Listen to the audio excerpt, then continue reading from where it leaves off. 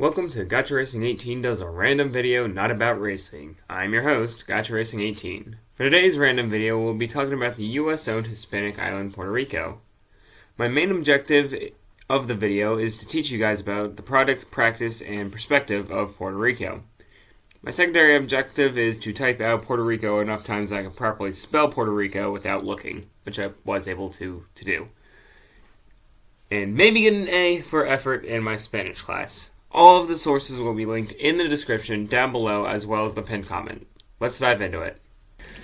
So first, let's dive into some basic information about the country, Puerto Rico. Puerto Rico is a small Caribbean island owned by the United States. According to the World Bank, as of 2021, the population of the North American island is 3.264 million. The capital of Puerto Rico is San Juan, where the governor, Pedro Pierluisi, I'm probably going to butcher a lot of Spanish words in this video, I'm sorry, where he resides. Trust me, the government is something we'll dive deeper into later. It is a lot. First, let's dive into something a little less complex. Music. One of their many traditional styles of music is called bamba. The music usually is accompanied by dance, which reflects the African heritage of the island. 3 instruments are used in the music. Maracas, cua, C-U-A, which are 2 wooden sticks, and bamba barrel. The drums have their own hierarchy. The primo barrel, which marks the rhythm that the dancer is stepping to. The bulador drum, which follows the rhythm, and the dancer provides liquids or improvised bamba steps. Using her body and skirt, or just his body if the dancer is male, thus improved steps challenge the primo barrel to keep up with them. The singer not only marks the length of the song, but also plays the maracas. The performance is a form of dialogue between the musician and dancers. Rafael Cortillo, who was a musician, orchestra leader, composer, and percussion instrument craftsman. Mon Rivera, the common name given to 2 distinct Puerto Rican musicians, namely Monserrate Rivera Alaris and his eldest son, Efrain Rivera Castillo, and Paracumbe. There was not much written about them, but they're a group of musicians from Puerto Rico. There are some famous bamba artists. Dance is a form of product, as it is a thing that is produced by the culture. Next, something that is not only important to Puerto Rico, but many countries around the world, is sports. The top 3 sports, not in any order, are boxing, basketball, and baseball. All of these sports were first introduced by Puerto Rico by the U.S. military.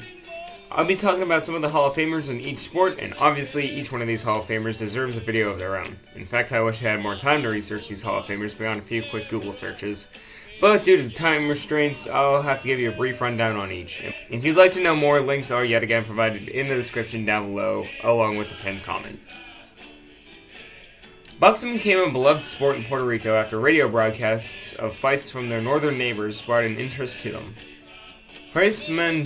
Towner would legalize the sport in 1927, and the sport grew from there. Some of the very first Hall of Famers are Carlos Ortiz, Wilfred Benitez, and Wilfredo Gomez. With 70 total fights, 61 of those were wins, 7 were losses, 1 draw with no contests. Ortiz is definitely deserves to be in the Hall of Fame. Ortiz also holds the record for the most wins in unified lightweight title bouts with 10 wins, an all-time boxing record as of January 2018. Wilfred Benitez is the youngest world champion in their sports history, winning the first of his 3 career world titles in separate weight divisions at the age of 17, while my 17-year-old self is here making YouTube videos in my basement talking about race cars going around in circles. With 62 fights, 53 of those fights were wins, 8 were losses, and 1 was a draw. Someone with similar name, and just as incredible stats page, Wilfredo Gomez. Gomez went off on a streak of 32 consecutive knockouts in his first few starts of his professional career. Gomez fought in 48 fights, winning 44 times, only losing 3 times, and his only draw comes in his very last fight. Basketball is another sport beloved by Puerto Ricans. While I can't find much about its upbringings, I did find some pretty interesting stats. The Puerto Rican Baseball Federation joined the FIBA, the International Basketball Federation, which, yeah, apparently that is a thing, back in 1957. And since doing so, they have participated in 9 Olympic Games and have won 12 World Championships. According to Latino Rebels, which is a pretty awesome website name, by the way, August 15th, 2004 is an important day for Puerto Rican basketball fans. Why is that, you may ask? Ever since the Olympics allowed the United States to have NBA players play in the international competitions, the United States became unbeatable. During the opening game in the 2004 Olympics basketball tournament, the Puerto Rican national team, led by legendary Jose Piculín Ortiz, shocked the entire basketball world by outplaying and even humiliating the elite U.S. team by scoring 92 points, which was 19 points above what the U.S. scored, which was 73. Same famous Puerto Rican basketball players are Jose Juan Barria. He won an NBA championship with the Mavericks in 2011 and was a member of the Puerto Rican national team that won the gold medal in 2006 and 2010. Carlos Alberto Ario Bermudez played during the 2008-2009 season, playing for Maccabi Tel Aviv in the Israel Basketball Super League. He would win the league's championship and be named the finals most valuable player. Jose Rafael Piculín Ortiz Rejos played in the NCAA, the NBA, and various European teams. And in Puerto Rico's Baloncesto Superior Nacionales, the BSN. Ortiz played with Puerto Rico in 4 different Summer Olympics. Baseball is one of the most important sports to Puerto Ricans. The game of baseball was introduced to the island in the late 19th century, and the first 2 baseball clubs were later founded in 1997. At first, baseball was seen as a snobby sport. Think F1, tennis, and golf today.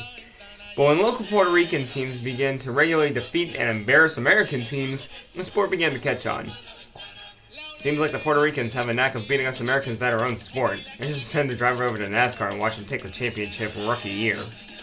As of 2016, there have been over 100 Major League Baseball players that were once active in Puerto Rico's Baseball League. Some of the most famous players from the Puerto Rican Baseball League are Roberto Clemente, a player with 3,000 hits, a .317 batting average, 240 HR, 2 World Series championships, 1996 NL MVP, 1971 WS MVP, 15-time All-Star winner, 12 Gold Gloves, 4 battling titles, and was inducted into the Hall of Fame in 1973.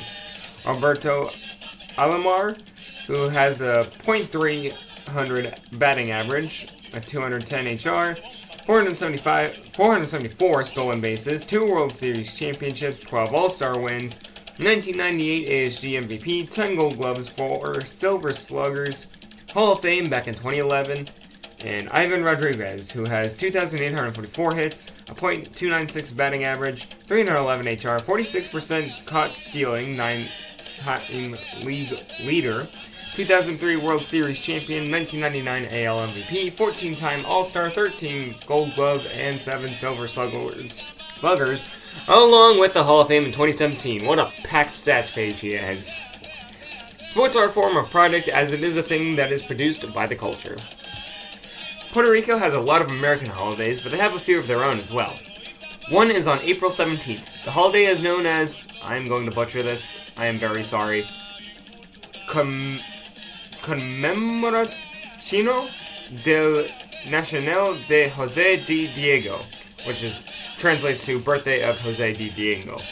The holiday celebrates the life and achievements of José D. Diego in Martinez, who was a statesman, a poet, a journalist, lawyer, and advocate of Puerto Rican independence from both Spain and the U.S. José D. Diego was an important figure in the history of the island and is celebrated as one. They celebrate with a festival which has music, dance, and food. Another holiday is July 25th and is known as, I'm going to mess this up, Conmemoración del Estado Libre Asociado, or in English, Commonwealth Constitution Day. This was known previously as Occupation Day. The holiday commemorates the anniversary of the American troops landing in Guanacaste in 1898. Again, I brutally messed up all of those words. If any Puerto Ricans are watching this, feel free to make fun of me in the comments below. Holidays are a practice. It is what people do with a culture. The government of Puerto Rico is quite interesting. It's kind of like a state of the United States, but kind of not. Puerto Rico is a self-governing commonwealth, meaning it's an independent nation. It is in association with the United States. The Puerto Rican government controls internal affairs unless the U.S. law is involved, which is only normally in times of like a public health crisis. So, think COVID. The United States controls everything else. So in a sense, think of it of like the 23XI of the real world. Joe Gibbs Racing provides the team with a lot of stuff they need, but 2311 Racing is its own team. The President of the United States is the leader of Puerto Rico, but they do have a head of government. As of right now, that is Pedro Pierluisi. Yet again, I'm so sorry if I mispronounced that. And head of government is elected by the people every 4 years. Puerto Ricans cannot vote for the president. There are a few political parties, including the New Progressive Party, Popular Democratic Party, Citizens Victory Movement, Puerto Rican Independence Party, Project Dignity, and Independent. The government is a perspective, as it is a belief and a value held by a culture. And with that, that'll be an end to my brief dive into the culture and life of Puerto Rico. Yet again, I'm very sorry for mispronouncing all the words, and I'm very sorry that this was very rushed. I was working on this within a week, and I had like other projects and stuff I was working on, because I guess midterms is happening at the moment, so a lot of projects and stuff. I would have loved to dove in a lot more.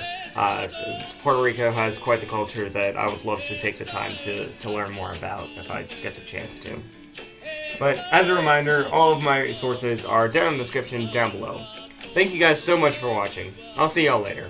Race on.